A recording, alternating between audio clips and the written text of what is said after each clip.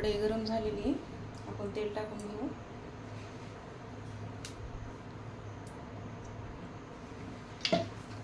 आणि हे लसूण आणि खोबरे, हे कढीपत्ता आहे, फोडणीसाठी वापरणार आहे मी। आपण अगोदर मोहरी, जिरं आणि लसूण आणि खोबरे वापरून घेऊ।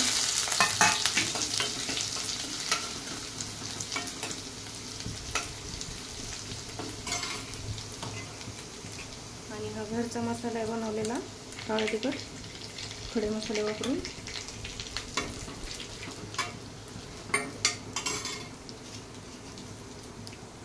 कढीपत्ता टाकून घेऊ।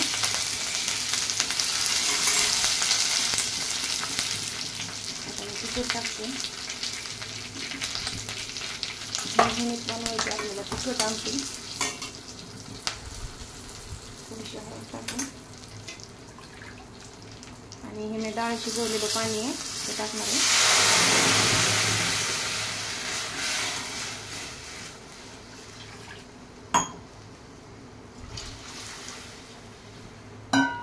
आणि मी चवीपुरतं मीठ टाकणार आहे।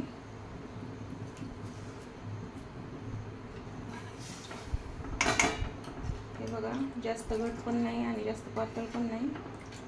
थोडंसं बाजरीचं पीठ पण टाकता येतं आपल्याला भाजून, जर आमटी पातळ झाली असेल तर।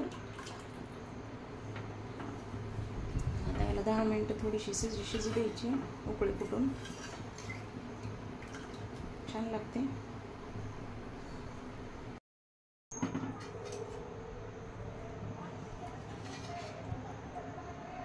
हे बघा, जास्त घट्ट पण नाही जास्त पातळ पण नाही, चणा डाळ शिजवलेली होती त्याच्या पाण्यापासून आमटी बनवली।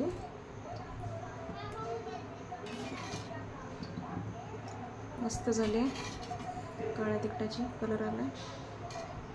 व्हिडिओ पाहिल्याबद्दल धन्यवाद। आवडला असेल तर लाईक करा आणि शेअर करा, चॅनलला सबस्क्राईब करा।